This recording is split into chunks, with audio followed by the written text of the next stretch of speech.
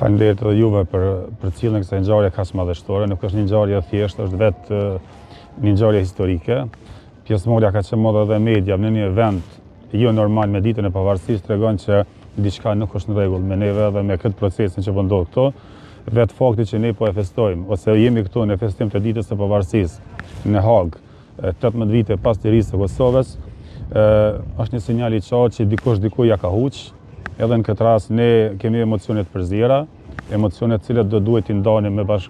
familjarët tonë, me bashkëqytetarët tonë, në vendin tonë, atje ku liria ka kuptim më të madh, siç është Kosova. Megjithatë, ne jemi këtu bashkë me ju dhe me shumë bashkëfamiljarë tjerë e kemi ndjekur live protestën madhështore, e cila ishte një mesazh i qartë se çka është liria, kush duhet të flasë në emër të lirisë, kush duhet të çojë mesazh në emër të lirisë, kush mund ta gjykojë luftën dhe njerëzit e asaj lufte. Dhe kjo këtu që jemi është edhe herë duhet ta themi,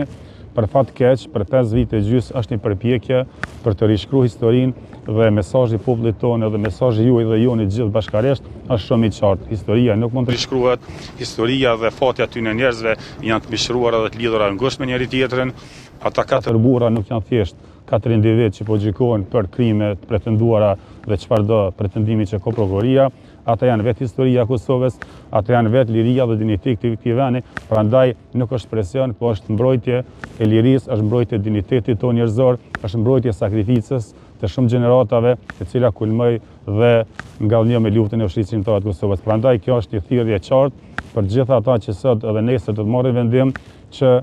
ta mbrojnë lirinë, ta mbrojnë dinjitetin njerëzor dhe mund të mos flasin në emër të pretendimeve të rreme, po të flasin në emër të asaj çka po mësohet në sheshin e Prishtinës.